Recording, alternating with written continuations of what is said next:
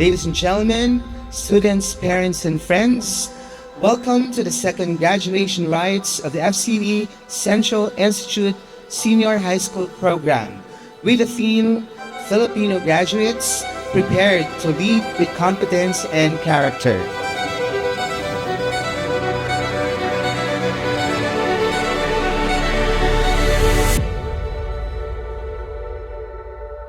To our school president, Mr. Edwin P. Bascon, I have the honor to present to you the 1,289 candidates for graduation of the senior high school program. They have satisfactorily completed all the requirements prescribed by the Department of Education. I hereby petition to certify their eligibility for graduation.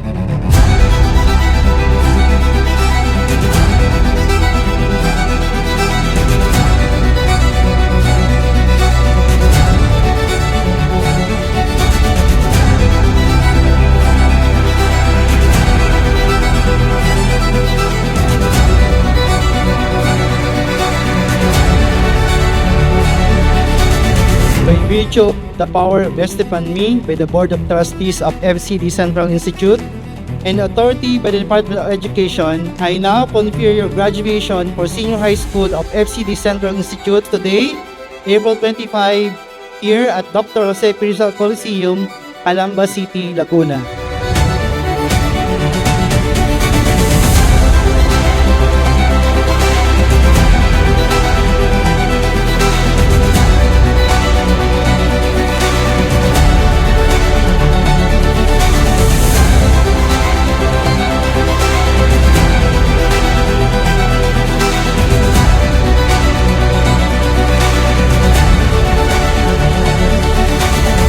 Education is not just a diploma.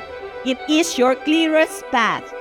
For many of you, your family's best chance to rise, to break barriers, and to change your story. So this message, go to college and finish your education, is not only for you, but also to our dear parents and guardians.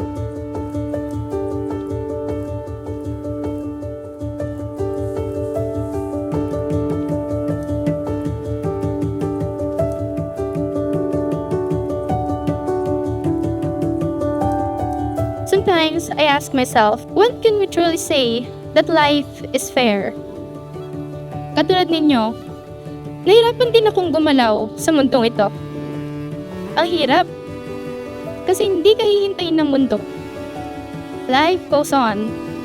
Iikot ito, hindi sa bilis o bagal na gusto mo, kundi sa natural nitong rotasyon. Iikot ito ng kusa, kahit anuman ang mangyari. And you have to adjust. How else will you survive if you let yourself be outgrown by time? If you let yourself be eaten alive by this fast-paced occurrence? Life is always full of surprises. It throws many things at you at the most unexpected timing. Experiencing countless instances of burnout, along with many overwhelming emotions, can either break you or shape you.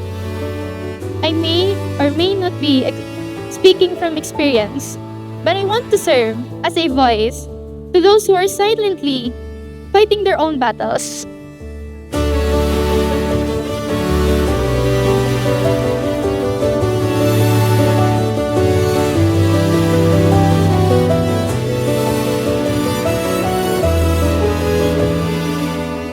Graduates, as you leave this place today, remember this. I started saying, you may forget the speaker, but I hope you remember the message. So let me leave it with you one more time. Study hard and finish college. Finish your education. Because education, this is your ticket, not only for yourself, but for your family, to improve your life and rise above challenges.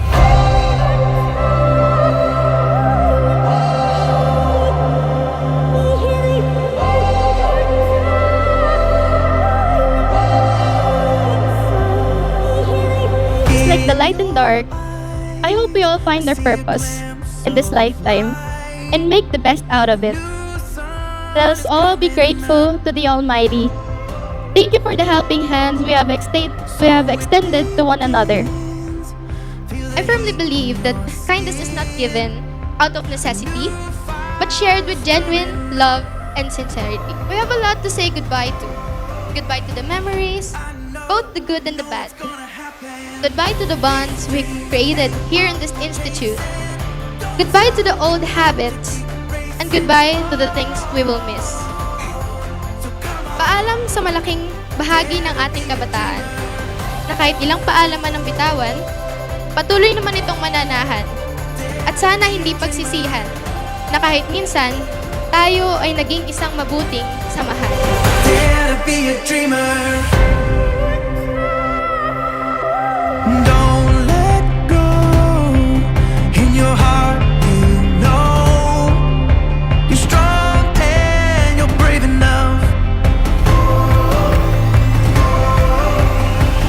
I know it's gonna happen. May we all achieve the things that we deserve and learn to make the best out of what we have and stay resilient in whatever life may bring us. Hope and pray that all of us will remain intact and not lose ourselves in the process of finding the light. We may fall short, but God never falls short of His glory. And let this be a reminder to everyone that this is our first time living.